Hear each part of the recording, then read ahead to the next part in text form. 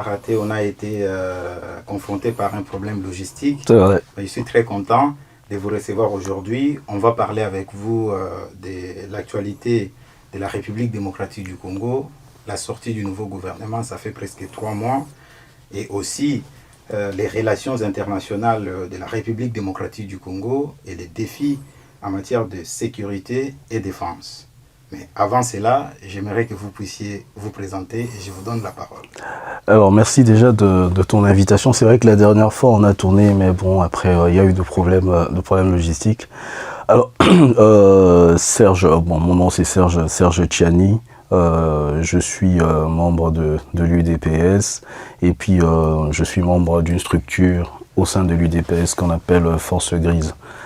Donc voilà comme présentation, je pense, par rapport au sujet dont nous allons parler aujourd'hui. D'accord. Et vous êtes membre de la Force Grise de l'UDPS. Exactement. Comme une sorte de think tank. Vous êtes un centre de réflexion qui essaye d'alimenter le parti présidentiel. Oui, si tu veux, mais bon, avant même que ça ne devienne parti présidentiel, on avait déjà créé la force grise, parce que bon, à la base, l'idée c'est de réunir tous les jeunes de l'UDPS qui ont un emploi, qui travaillent quelque part, donc qui sont entre guillemets professionnels. C'est de les réunir ensemble dans une structure, de sorte à mettre ensemble toutes ces intelligences et produire une énergie nouvelle en faisant de propositions à la fois au parti, avant pour faire de propositions qui vont ensuite parler au peuple pour que le peuple nous donne le pouvoir à travers un bulletin dans l'urne. Et maintenant, c'est aussi faire de propositions pour maintenant, comme on est parti au pouvoir, continuer à mettre en place des politiques qui puissent essayer de sortir le peuple de la misère dans laquelle il est. Donc c'est vraiment ça, c'est un ensemble de jeunes qui sont professionnels, chacun expert en un domaine quelconque. On a des avocats, des médecins, ingénieurs civils, architectes, couturiers, tous les domaines professionnels qui regorgent la vie professionnelle au Congo. On a des membres comme ça dans Force Grise. Ouais, c'est très bien. Ouais. Alors, parce qu'il s'agit de l'UDPS, je pense que ces dernières semaines, il y a une forte crise qui secoue ces partis présidentiels. Il y a un certain nombre de gens qui réclament le départ du secrétaire général de l'UDPS, M. Augustin Kabouya, accusé de mégestion, de clientélisme politique et tout ce qui va avec. Alors, quelle est votre impression? Un parti qui est au pouvoir est censé être organisé et éviter ces genres de théâtre. Et c'est quoi votre lecture de la situation actuelle? Mais ce qui se passe à l'UDPS actuellement devrait forcément arriver. C'est-à-dire que moi, je ne comprends pas ceux qui donnent l'impression d'être surpris. Ça devait arriver. Pourquoi ça devait arriver? Parce que, en fait, de par son histoire, de par l'histoire de sa création, de par les combats qui ont porter l'UDPS depuis sa création jusqu'à ce que l'UDPS arrive au pouvoir, il fallait s'attendre à ce genre de choses. Et ce passage-là de parti d'opposition, parti au pouvoir, l'UDPS devrait s'est réinventer. J'en ai parlé dernièrement dans un long tweet que j'ai fait, où c'était vraiment un appel à toutes les intelligences du parti à se mettre ensemble et à essayer de poser sur la table les véritables questions, les véritables problèmes qui rongent le parti aujourd'hui et faire un très bon diagnostic et voilà, revoir un peu l'UDPS. Et ça commence par la révision des textes même du parti. Parce que les textes qui ont fondé le parti, c'était vraiment dans un autre contexte politique du pays. Et c'était des textes pour un parti de combat. Et là, maintenant, le contexte politique ont changé. On est sorti de la dictature parce que l'UDPS voit le jour d'abord pour combattre vraiment cette dictature. Là, on est sorti de la dictature. Et nous sommes engagés dans un élan démocratique, néanmoins de changement régulier de pouvoir tous les 5 ans de manière constitutionnelle. Donc toutes ces nouvelles réalités devrait pousser l'UDPS à voir la réalité en face et à s'y réadapter. Parce que si le but d'un parti politique, c'est de conserver le pouvoir le plus longtemps possible, et je pense que le but de l'UDPS aussi, c'est de conserver le pouvoir le plus longtemps possible, on ne peut pas vouloir conserver le pouvoir le plus longtemps possible en restant dans une ancienne configuration des réalités anciennes qui ne sont plus nouvelles à ce jour. Donc la crise aujourd'hui dans l'UDPS, elle est réelle. Faire semblant, ça serait suicidaire pour le parti. La crise est réelle. Il faut que ceux du parti qui veulent réellement que le parti garde le pouvoir après 2028, bien évidemment, par la magie de l'alternance, bien évidemment, devraient mettre cette question sur la table, arrêter de faire semblant, regarder la réalité en face et voilà, engager définitivement une réforme du parti pour qu'on aille de l'avant. Il y a aussi le fait qu'il y a certaines personnes qui pensent que depuis que l'UDPS est au pouvoir, ils n'arrivent pas à se retrouver du point de vue professionnel et que cette frustration a débordé et a causé comme conséquence ce que nous constatons aujourd'hui. Mais est-ce que le rôle d'un parti au pouvoir, c'est de donner de l'emploi à ses sympathisants et autres membres du parti? Est-ce que la crise qu'il y a à l'UDPS actuellement, ça n'est pas le fruit d'une frustration personnelle et que ça n'est pas une revendication qui est censée s'orienter vers l'intérêt général, vers l'intérêt de tous? Est-ce que ça n'est pas des gens qui quelque part sont frustrés et ils essayent de monter les enchères? Non, un parti politique, quand il arrive au pouvoir, en fait, c'est pas de manière brute, c'est pas de donner le pouvoir à tous ses sympathisants. C'est pas comme ça que ça se passe. Comment ça se passe schématiquement? Tous ceux qui vont venir mettre dans l'urne un bulletin UDPS et tout ça, ils n'attendent pas que du jour au lendemain, tous soient nommés directeur général des entreprises quelconques. Ce qu'ils attendent, c'est que le parti politique mette en place des conditions qui puissent leur permettre à leur tour de sortir du chômage, par exemple, qui puissent permettre à ceux qui travaillent déjà de changer de conditions de travail. Si l'UDPS a promis le salaire minimum à $500, par exemple, tous ceux qui vont venir mettre un bulletin pour l'UDPS dans l'urne, ça ne veut pas dire qu'ils attendent qu'ils soient nommés directeur général ou membre d'un conseil d'administration d'une entreprise. Non. En mettant ça dans l'urne, c'est pour dire, voilà, nous vous faisons confiance, mettez en place les conditions qui feront en sorte que nous arrivions à ces $500 de salaire minimum. Donc, est-ce que c'est le rôle de l'UDPS de donner du travail? C'est un peu brut pour ceux qui disent ça, comme ça c'est brut.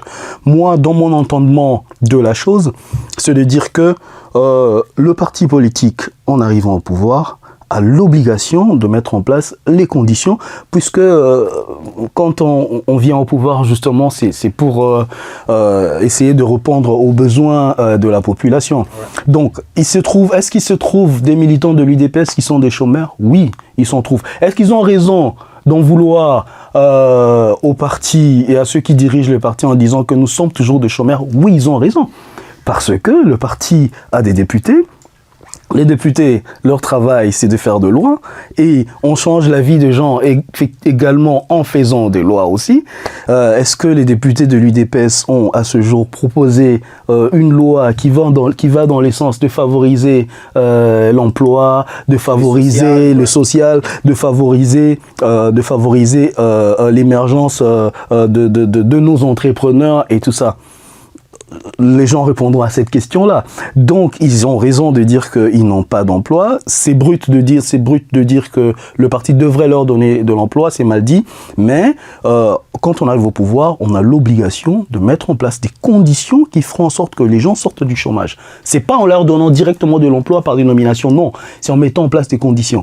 Et les conditions favorisent que les gens auront de l'emploi. Les frustrations au sein de l'UDPS et les mécontentements, c'est la représentation de la situation générale du pays. Parce que si des jeunes de l'UDPS réclament de l'emploi et qu'il n'y en a pas, c'est-à-dire que c'est dans toute la République que des jeunes, des gens sont sans emploi et qu'ils ont du mal à nouer les deux bouts du mois. Et que la situation sociale continue de se détériorer. Non, c'est pas faux. C'est pas faux. Il y a effectivement un problème d'emploi dans ce pays-là qui remonte vraiment à beaucoup d'années. Mais c'est pour ça que voilà, l'UDPS, à mon sens, devrait justement être ce parti porteur de ces combats-là, le combat du social. Ouais. C'est ça le peuple d'abord, en fait. C'est ce combat-là du social. Et c'est en ça que l'UDPS, en tant que parti présidentiel, j'aime pas trop parti présidentiel, mais c'est en ça que l'UDPS, en tant que parti politique possédant aujourd'hui pas la majorité à l'Assemblée nationale, mais le plus grand parti de la coalition au pouvoir, c'est l'UDPS, devrait être porteur justement de grandes réformes pour qu'on arrive à sortir la population de l'emploi.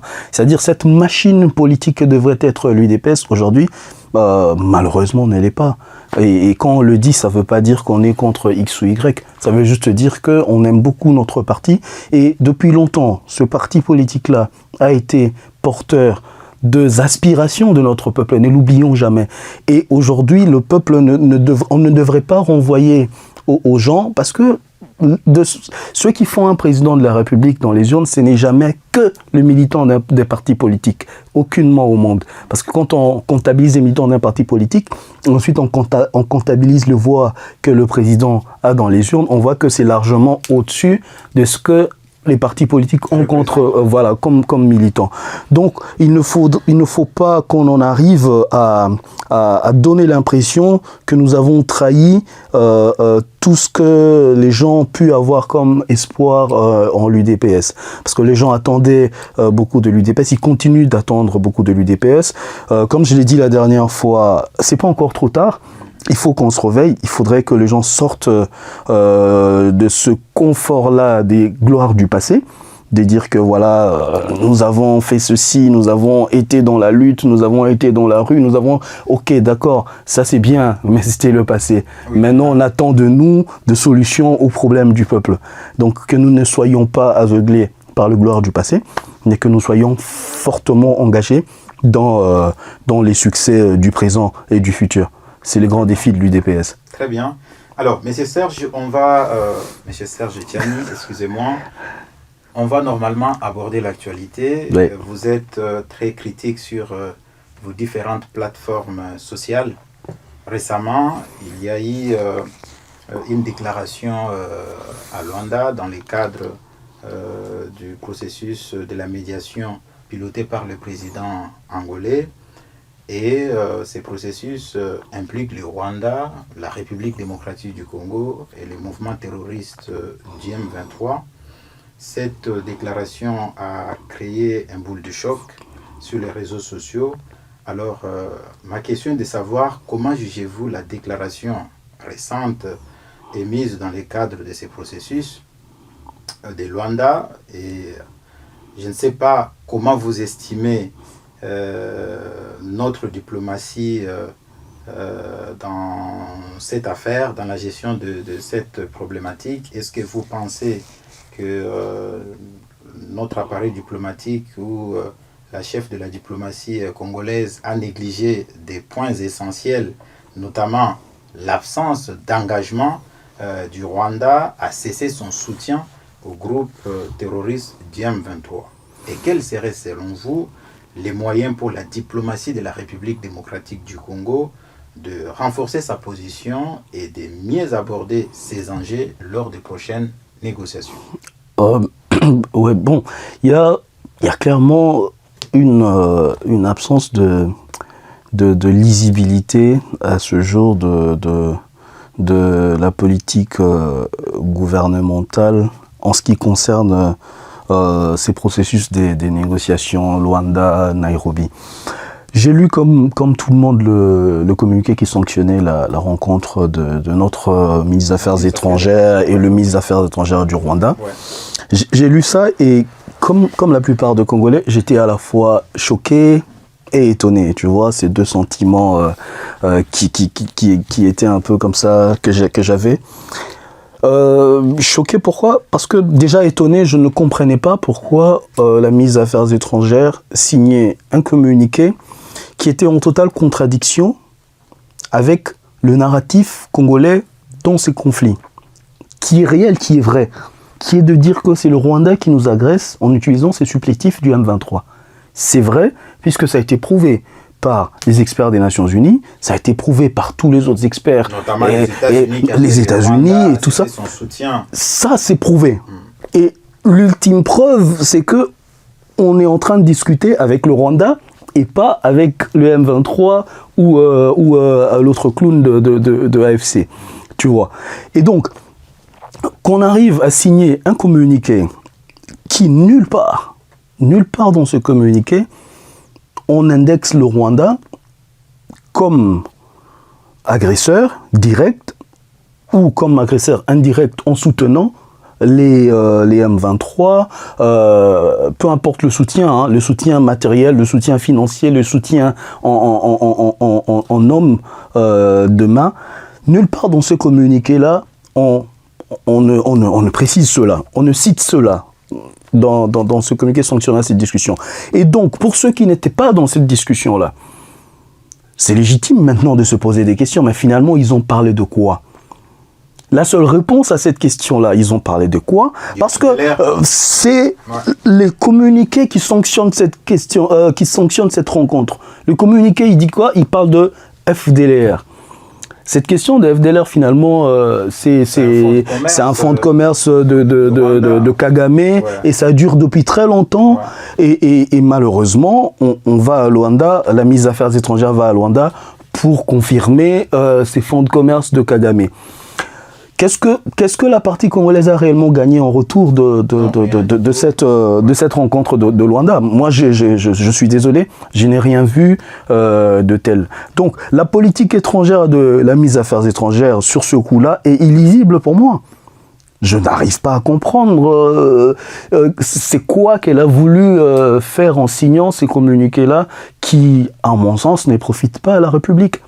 Même pas un peu. Déjà, on ne cite même pas le M23 dans ce communiqué, nulle part. Le M23 n'est cité, nulle part l'AFC est cité. Mais on parle de FDLR.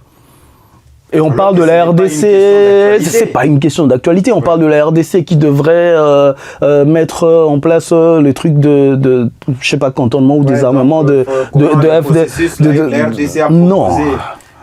Donc un mécanisme pour voilà. engager les FDLR. Non, ça n'a pas de sens. Bon, j'ai vu les gens dire que demandant au ministre Mouyaya de faire un briefing avec la ministre des Affaires étrangères. Briefing pour nous dire quoi ? Pour nous dire quoi ?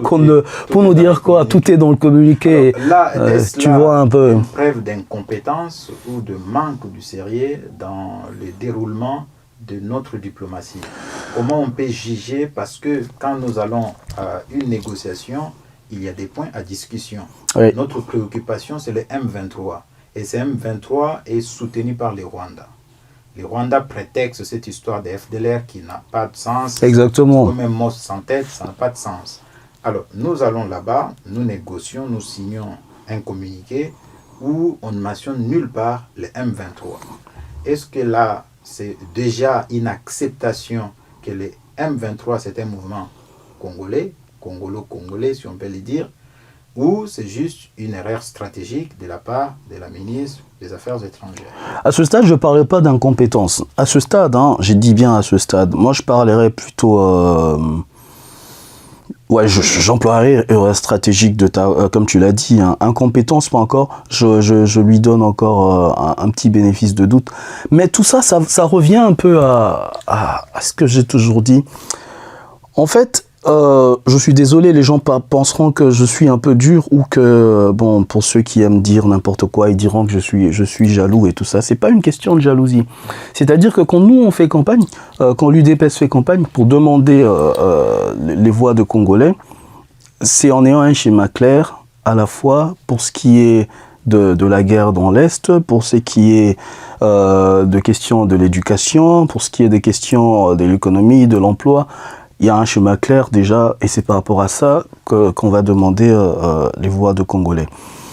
Bon, est-ce que les gens, les ministres qu'on va nommer qui ne sont pas de l'UDPS, c'est peut-être trop dire, mais qui, en mon sens, n'ont aucun engagement politique, c'est fort ce que je vais dire, mais il faut quand même que je le dise.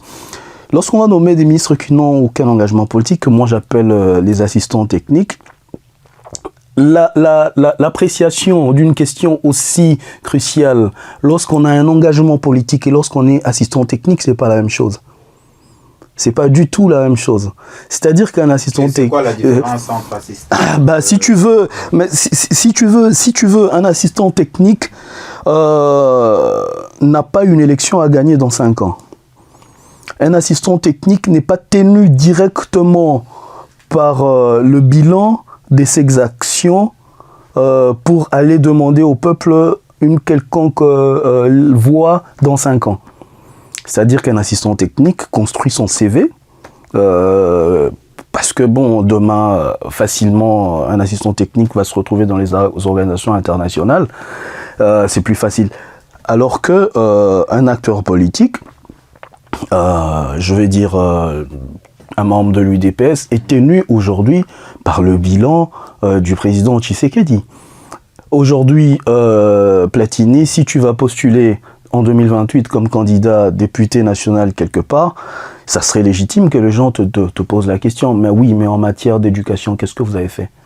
Oui, mais en matière de politique extérieure, qu'est-ce que vous avez fait? Alors, maintenant, Platini, qui est de l'UDPS, tu vas te sentir lié quelque part par les bilans de ceux qui... Bah oui, mais tu seras lié quelque part par les bilans de ceux qui n'ont pas d'engagement politique. Ouais.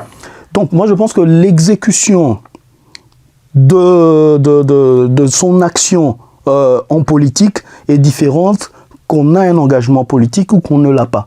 Et c'est très déterminant. C'est très déterminant pour les résultats qu'on a après. Et je suis désolé, mais ça compte énormément. Donc, à mon sens, rien n'est encore perdu. On peut encore rattraper le coup. Mais vraiment, pour moi, c'est illisible jusque-là. Ce qui s'est passé à Luanda, c'est illisible jusque-là. Et je ne suis pas du tout content de ce qui s'est passé. Pas du tout. Et comment notre diplomatie et notre ministre des Affaires étrangères peut améliorer la position du pays ou renforcer la position du pays pour essayer de rattraper cette erreur stratégique? On a un horizon. L'horizon est clair. Je pense que l'horizon est clair. Ça a été l'horizon et les caps ont été fixés par le président de la République. Le Rwanda nous agresse. Pas des négociations avec le M23 et le AFC et tout ça. Et il faut préciser aussi, quand le président dit pas des négociations... Vous ne voyez pas que les narratifs qui a été construit par le président de la République pendant un moment où il y avait un discours bien construit comme quoi c'est le Rwanda qui nous agresse. Vous ne voyez pas que ce discours a quand même amoindri, les gens se sont essoufflés, c'est que si je peux me le permettre, et que ces narratifs, en fait, sur le plan communicationnel, on ne communique pas suffisamment, surtout ces derniers temps, sur cette affaire de l'agression rwandaise. Oui, ça c'est vrai, c'est pas faux. On ne communique pas, il y a un problème de communication sur l'agression rwandaise. En fait, le pays est très grand. Et ça, j'ai comme l'impression que ceux qui dirigent, enfin les membres du gouvernement et tout ça, n'intériorisent pas le fait que ce pays est très grand. Ce pays est très grand, donc il ne faut pas penser que 2-3 minuscules actions ou dans les réseaux sociaux principalement, ou à la RTNC qui va émettre peut-être sur toute l'étendue du territoire, encore que je doute fort que ça émette sur toute l'étendue du territoire. Et c'est pas sur toute l'étendue des territoires que les gens ont accès à l'électricité, donc pour avoir accès à la télévision ou à Internet. Ces actions-là, les gens qui perçoivent ces actions sont ceux qui vivent généralement dans des grandes villes, ou principalement dans des grandes villes. Donc Kinshasa par là, Lubumbashi, Goma, et puis dans d'autres villes qui sont connectées. Aujourd'hui, il y a ce manque-là de véritables actions qui puissent aller au-delà de ce qu'on voit déjà. Des actions qui vont toucher les Congolais de partout. Le Congolais qui est à Businga, par exemple. Moi, ça ne m'étonnerait pas d'arriver à Businga et vraiment, tu arrives à Businga et les gens, ils ne savent même pas que nous sommes agressés par le Rwanda. Tu vois, tu arrives à Kotakoli, tu arrives tu arrives à Bokuda. Tu vois, Bokuda, c'est, je pense, à 12 km de Guémena. Ouais, voilà. Même dans les Kwango. Bah, bon, tu arrives là-bas, les gens, ils ne savent même pas c'est quoi M23. Comment vous voulez fédérer la nation pour constituer une force unique contre l'agression rwandaise? Ça, c'est un problème aussi. Donc, il faut vraiment mettre en place de véritables... Il faut qu'on aille au-delà de ce qu'on voit jusque-là. On ne peut pas dire que c'est une affaire de la patrie et qu'après, il n'y a pas une véritable politique mise en place par le gouvernement pour que ça soit réellement une affaire de la patrie. On aura combien de ministres là? Je ne sais même plus combien. Moi, je peux te parier même que 10 d'entre eux n'ont même pas fait les 10 provinces de ce pays. Ah oui, ça, c'est clair. Tu vois un peu. Donc, il faut véritablement mettre en place une politique qui puisse vraiment faire sentir à tous les Congolais de partout qu'ils sont agressés. Ce n'est que comme ça qu'on sera une force.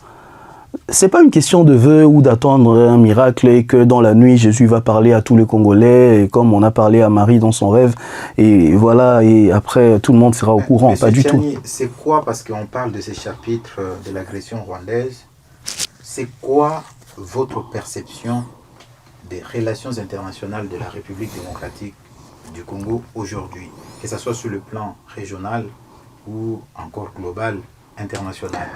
Mais il faut avouer que le président Tshisekedi hérite quand même d'une situation compliquée. Ça, il faut vraiment le dire. Ça serait faux de ne pas le dire. Et donc, il est dans une démarche de reconstruction des choses qui ont été à la fois cassées et éparpillées, parce que on savait même plus trop est-ce qu'on est de quel côté, qui sont nos principaux partenaires. Et donc là, on essaie un peu, tantôt on demande à gauche, tantôt on demande à droite. On essaie de voir comment on y va pour essayer d'avoir des principaux, de voir avec quel partenaire on va établir de relations solides et dures.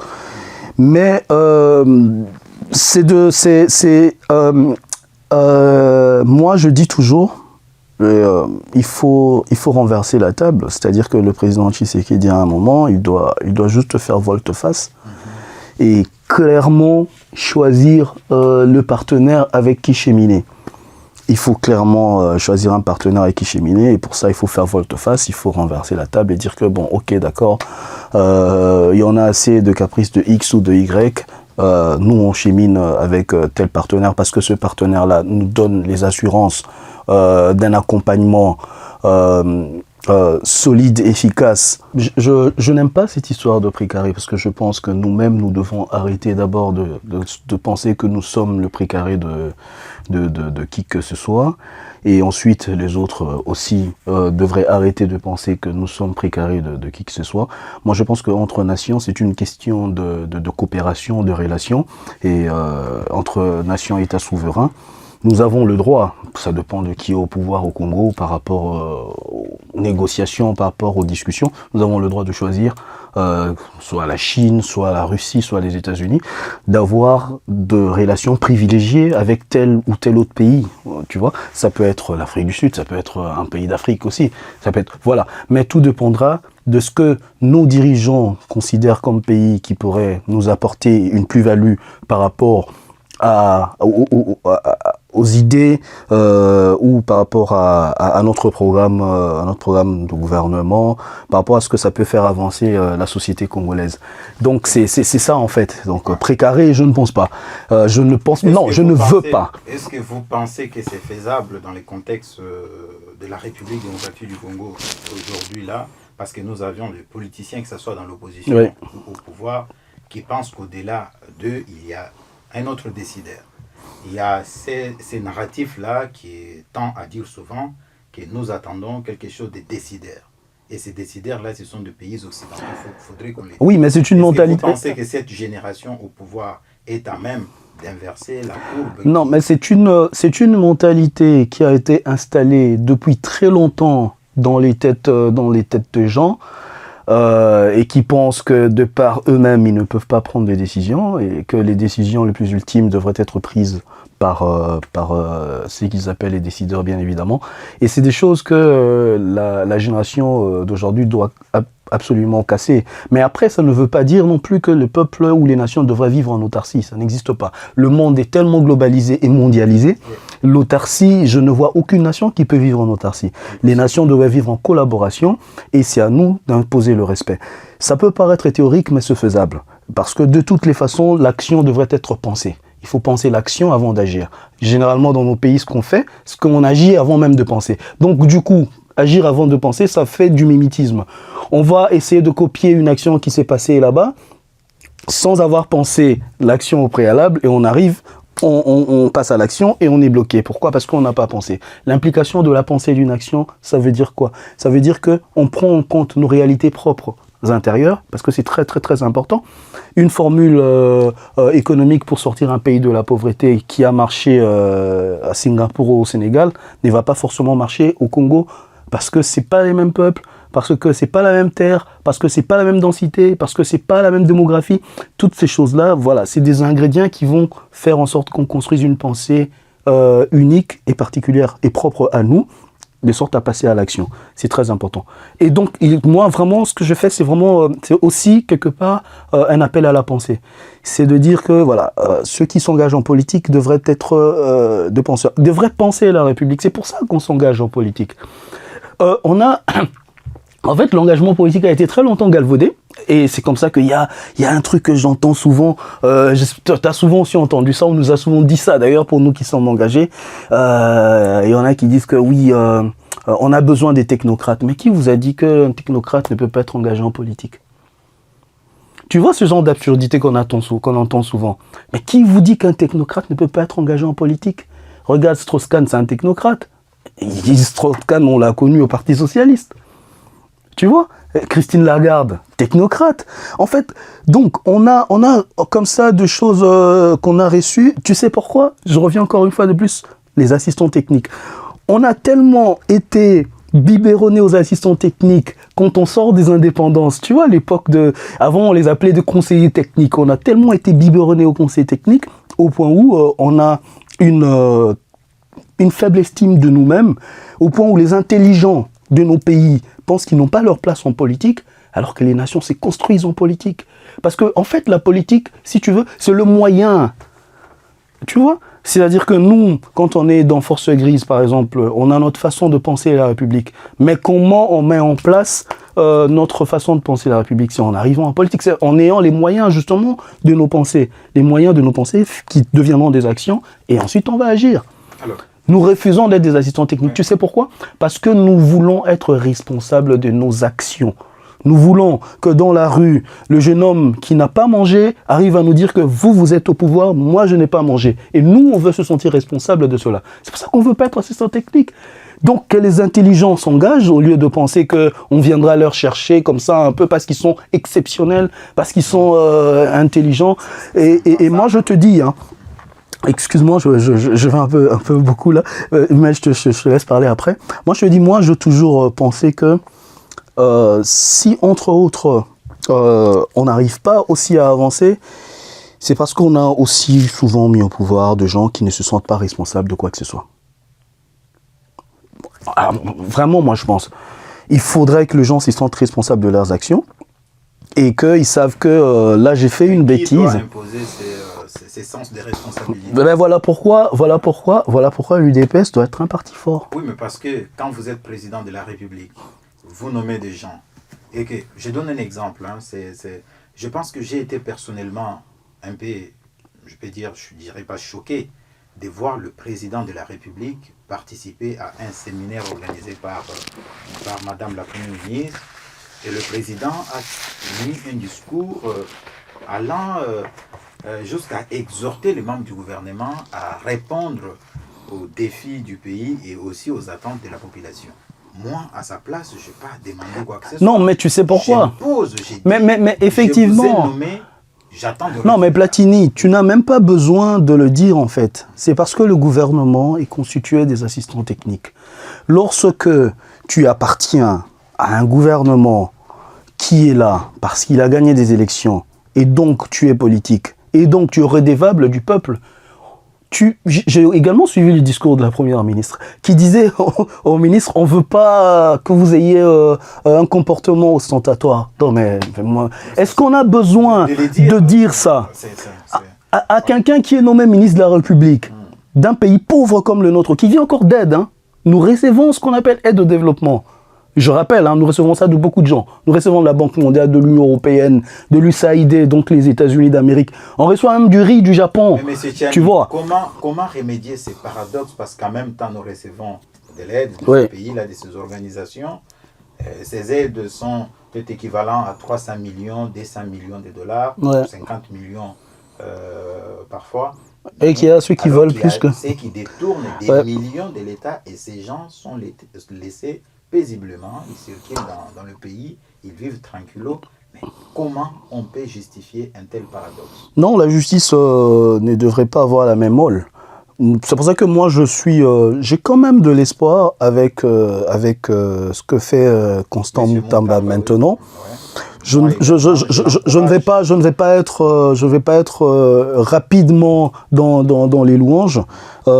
J'espère seulement qu'il pourra et qu'il saura résister à la mafia, parce que tu vois, en fait, la mafia a des ramifications. C'est un système qui est installé depuis très longtemps, et quand tu y arrives, parfois, c'est toi la tête qu'on coupe. Et donc, il a besoin, le président a dit qu'il avait toute sa confiance. Ça, c'est déjà une très très bonne chose que le président lui dise clairement qu'il a toute sa confiance. Et je pense qu'il devrait aller, mais vraiment au-delà de tout ce qui peut apparaître comme tapage et tout ça, qu'il aille droit au but et qu'il fasse de tout son possible pour installer la crainte de l'État. Tu sais ce qui se passe en fait, c'est que les gens n'ont pas peur de l'État. Ah oui, mais nous sommes dans les gens n'ont pas peur de l'État. Je vais faire tout ce que je vais faire, vous allez m'accuser, on va m'arrêter, demain je serai libéré. Les gens n'ont pas peur de l'État. Et il faudrait qu'on arrive à instaurer cette peur de l'État. Ouais. Tu sais, moi j'ai l'habitude de dire, pour ceux qui sont croyants, pour ceux qui croient en Dieu, après Dieu, le plus fort c'est l'État. Et donc, lorsqu'on n'a pas peur de l'État, ça c'est très dangereux. C'est l'anarchie. C'est l'anarchie, voilà. C'est la loi du plus fort, c'est la jungle. On va revenir sur un petit détail, parce qu'on a parlé de cette affaire de précaré. Je suis tout à fait d'accord avec vous sur ce point. Mais dernièrement, il y a un communiqué du gouvernement via son porte-parole, M. Mouyaya, qui dénonçait les spéculations sur un éventuel accord militaire entre la République démocratique du Congo et la Russie. Cet accord existe depuis 2018 sous la présidence de M. Kabila. Alors, comment expliquer un tel démenti? Est-ce que c'est à la suite d'une forte pression de pays occidentaux ou c'est une décision souveraine émanant normalement du gouvernement congolais? Comment, selon vous, vous avez aperçu un tel démenti à cette période-là? Parce que ça a un lien avec ce que nous parlons tout de suite là, de ces fameux précarés des Occidentaux. Oui, bon, déjà, est-ce que le démenti de M. Mouya arrive parce que le gouvernement aurait subi de pression des Occidentaux? Je ne sais pas, je ne peux pas le savoir. Mais en lisant le communiqué de M. Mouyaya, on pourrait bien évidemment arriver à cette conclusion-là, parce que il y a un peu cette manière de dire non dans ce communiqué-là. On dit non en étant frileux en même moment. Et effectivement, on pourrait arriver à cette conclusion-là. Mais maintenant, pour un pays qui est en guerre, parce qu'on dit que le pays est en guerre, il y a un narratif que moi je pense, dans M. Mouyaya qui parle tout le temps du nouveau narratif, il faut arrêter de dire qu'il y a la guerre dans la partie est du pays. Il y a la guerre au Congo. Il faut arrêter. On ne devrait pas dire qu'il y a la guerre dans la partie est du pays. Parce que cette histoire de la guerre dans la partie est du pays, en fait, on se rend pas compte, hein, mais c'est une... Jeu léger de l'ennemi. Oui, en fait, exactement. En fait, c'est une machine à formater les esprits. Regarde, ça commence avec le média occidentaux. Lorsque, en 96, la rébellion de Afdel commence, qu'ils ont appelé la révolte de Banyamulenge, et lorsque ça commence, qu'est-ce qu'on entend dans les médias internationaux, RFI, CFI et tout ça? Qu'est-ce qu'on entend? On entend la guerre à l'est du Zaïre. Il se passe aujourd'hui la guerre en Ukraine. Qu'est-ce qu'on nous dit? La guerre en Ukraine. Et pourtant, il n'y a pas la guerre à Kiev, la capitale. C'est pas toute l'Ukraine qui est bombardée tous les jours. La guerre, c'est une partie de l'Ukraine. Mais pourquoi, dans le narratif occidental, pour ce qui se passe dans la guerre en Ukraine, on dit la guerre en Ukraine, on ne spécifie pas un coin de l'Ukraine. Pour faire comprendre à tous ceux qui écoutent et entendent que c'est l'Ukraine qui est agressée. Et lorsqu'ils disent la guerre à l'est du pays, et nous-mêmes, on dit la guerre à l'est du pays, et les membres du gouvernement, dont le porte-parole, dit la guerre à l'est du pays, moi je pense qu'il y a un problème. Peut-être qu'il n'y a jamais pensé. Moi je suis citoyen libre, voilà, voilà, Maendeleo, voilà, c'est aussi d'apporter de trucs positifs pour faire avancer les choses. C'est qu'on arrête de dire la guerre à l'est du pays. Il y a la guerre au Congo, il n'y a pas la guerre à l'est du Congo. Et ça, une fois que nous-mêmes nous intériorisons le fait que c'est le Congo entier qui est en guerre, même dans notre agir, ça va changer. En fait, c'est ça la force du narratif. C'est ça la force du narratif, c'est-à-dire que notre agir va changer. Mais bien évidemment. Kabila le père faisait à l'époque. Il mobilisait, c'était toute la nation qui était mobilisée. On est agressé. Exactement. C'était pas que la guerre s'est déroulée à l'est du Congo, non. Le Congo est agressé. Alors, ça va nous ramener, parce qu'aujourd'hui, ça fait presque 3 mois que les nouveaux gouvernements ont vu les jours. En République démocratique du Congo, les défis sont énormes. Exactement. Je pense que tout le monde en parle aujourd'hui. Alors, je ne sais pas quelles sont selon vous les principales attentes de la population congolaise vis-à-vis de ce nouveau gouvernement de la République démocratique du Congo et comment ce gouvernement envisage-t-il d'y répondre. Mais pourquoi tu souris? C'est comme si toi-même tu n'y crois pas. Non, mais j'y crois. Vous êtes mon invité. Vous êtes mon invité et je vous pose la question. Non, mais les attentes du peuple sont connues de tous. Hein. C'est le chômage, parce que nous sommes dans un pays où le chômage bat quand même son plein. C'est que les gens, nos enfants aillent à l'école, et ça c'est déjà très bien parce qu'il y a un premier pas avec la gratuité de l'enseignement de base depuis le dernier mandat. Ça c'est un premier pas, mais il ne faut pas que ça s'arrête.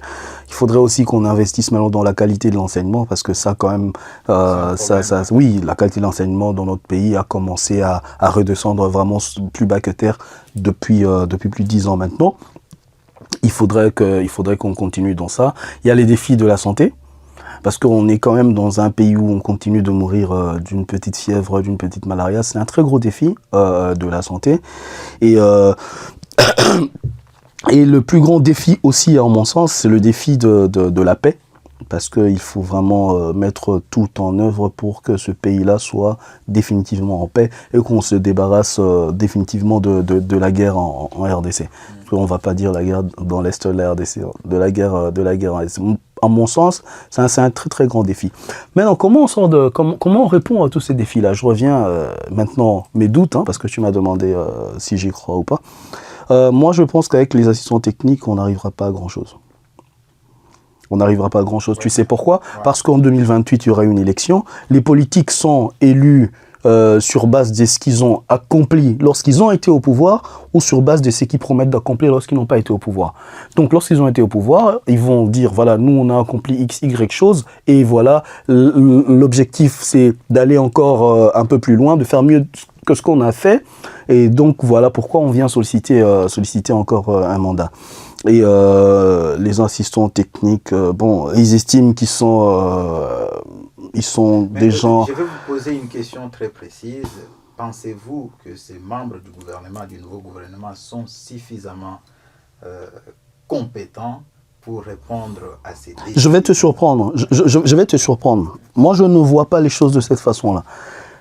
Le problème de ce pays, et je l'ai toujours dit, j'en discute souvent avec des amis et parfois des aînés. Ouais, mais s'ils ne sont pas compétents, sont-ils préparés? Non, attends, non, tu poses bien ta question. Le problème de ce pays, je l'ai dit souvent, je discute souvent avec tes amis. Moi, je pense que c'est pas qu'il manque de gens intelligents. Non, pas du tout. C'est qu'il manque de gens qui ont l'âme. Ces trucs en plus, en fait, c'est l'âme de la République. C'est-à-dire que je ne suis animé que par une seule chose. C'est qu'est-ce que je ne laisserai pas à mes enfants, non. Parce que ça fait très nucléaire, ça fait quelque chose de très restreint. Parce que si je commence à penser à ce que je laisserai à mes enfants, ça veut dire quoi? Ça veut dire que toutes mes actions seront restreintes à moi, à ma famille. Tu vois un peu. Le problème de ce pays, c'est pas le manque de gens intelligents. C'est que je ne laisserai pas ce que je laisserai à mes enfants. C'est qu'est-ce que sera la RDC dans 100 ans? Ça veut dire que moi, aujourd'hui, lorsque je suis engagé en politique, la principale question qui taraude mon esprit, c'est est-ce que dans 100 ans, la RDC aura toujours ces 2 345 000 km²? Bon, il y a encore quelques kilomètres par là. Cette question-là, lorsque je me pose ça, ça veut dire que j'ai atteint un autre niveau de conscience. Tu vois? Et ce niveau de conscience fait que je sors de l'égoïsme et je rentre dans un collectif qui fait que les grands hommes décident de bâtir leur nation. Parce qu'ils veulent justement pas que leur famille vive mieux dans 10 ans. Non, ils veulent que la nation continue d'exister dans 10, dans 20, dans 30 ans. Tu vois? Dans 100 ans, dans 200 ans. Alors, maintenant, je redescends, y a un deuxième aspect à cette affaire. Maintenant, c'est l'aspect maintenant de partis politiques. Parce que les gens peuvent dire, oui, les partis... Je vois parfois les gens qui disent, oui, le parti politique... Non, le problème, c'est que la démocratie est organisée de sorte à ce qu'on arrive au pouvoir par des appareils politiques, qui peuvent être de partis politiques ou de mouvements politiques. Ouais. Voilà, c'est par ça qu'on arrive au pouvoir. Pourquoi on arrive au pouvoir par ces appareils-là? C'est pas anodin. C'est pour qu'on ait des responsables de certaines actions qui vont impacter la vie de milliers de gens. C'est pour ça, en fait, qu'on dit, bon, ok, on va aux élections et on arrive au pouvoir par des appareils politiques. Comme ça, quand il y a quelque chose qui ne va pas bien, on sait nommer le mal. On dit que, voilà, vous avez été responsabilisé pour faire X, Y chose, ça ne va pas. Aujourd'hui, lorsque, je ne sais pas si elle est de l'UDPS ou pas, mais lorsqu'une action de la ministre des Affaires étrangères ne va pas dans le sens de favoriser ou d'arranger le pays, si elle peut facilement dire qu'elle n'est pas responsable de ça. Hein. Elle peut dire que j'avais reçu des instructions. Ouais, parce donc, ça veut dire que dès lors, elle se désolidarise de manière individuelle. Tu vois un peu. Mais lorsque je donne un exemple de quelqu'un qui est de l'UDPS, ou qui a un engagement politique clair, prenons le ministre de l'Intérieur. Il ne peut ne pas dire, il ne peut même pas dire que non. C'est-à-dire que son action, exactement, c'est-à-dire que son action de monsieur Chabani aujourd'hui, ça engage l'UDPS tout entière. Ouais. Et l'UDPS de son côté ne peut pas se désolidariser des actions de monsieur Chabani. Voilà pourquoi on doit également avoir maintenant des appareils politiques forts. C'est pour ça que moi j'ai dit l'UDPS doit être un appareil politique fort pour contrôler quelque part l'action des gouvernements, de ses ministres.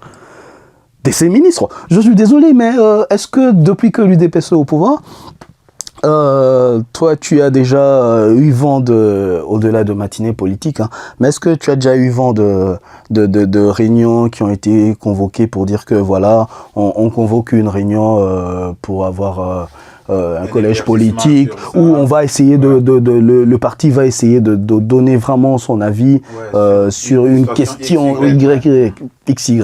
Ouais. Je ne pense pas. Généralement, on a juste un communiqué qui sort un peu comme ça, de manière individuelle et tout ça.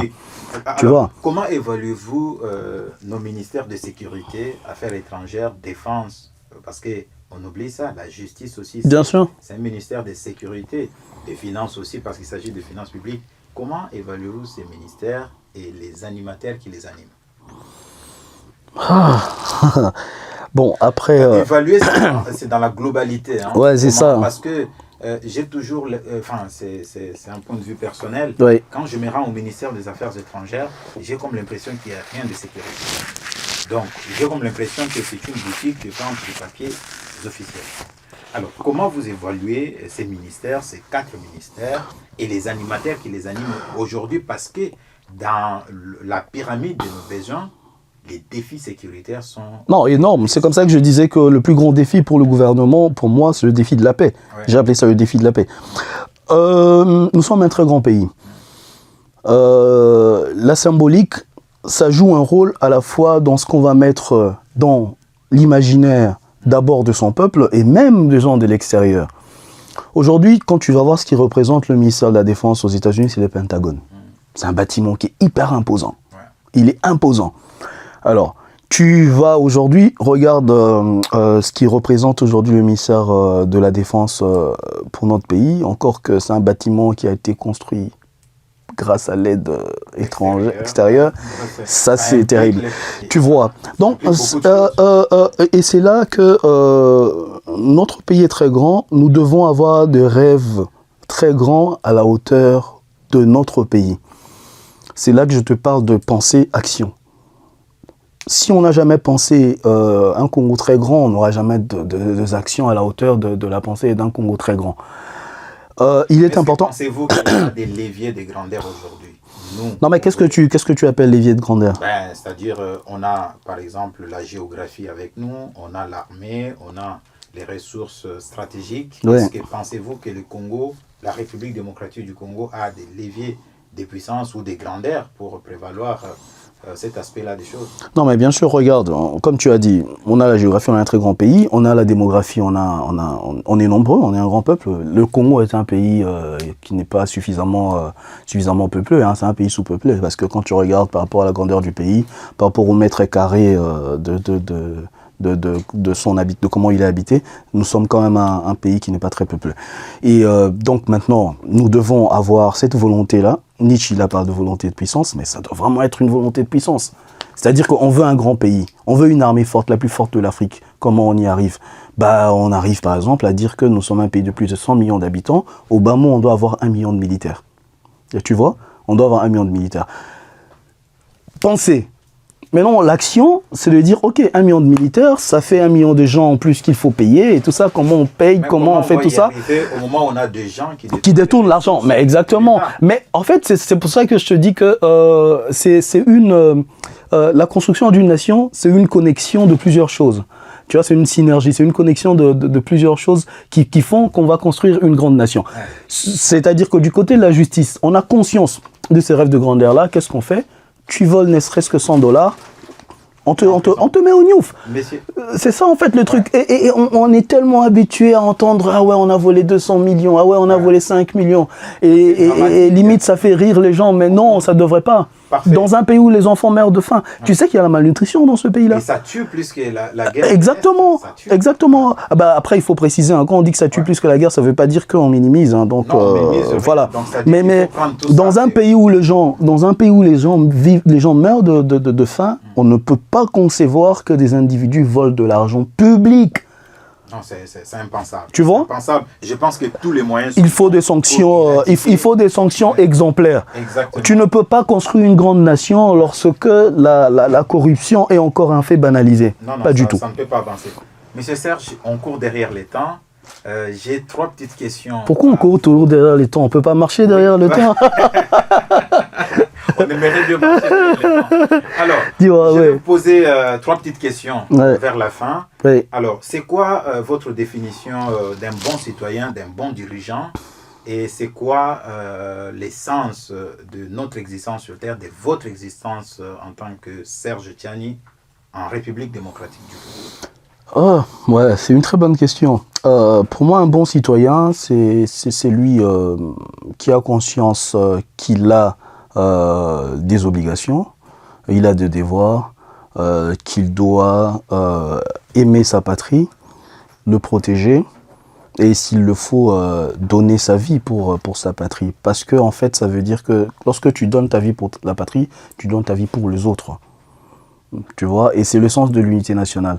Lorsqu'un militaire il va prêter serment, il va aller à la guerre, il se bat pour les autres au-delà de sa propre famille.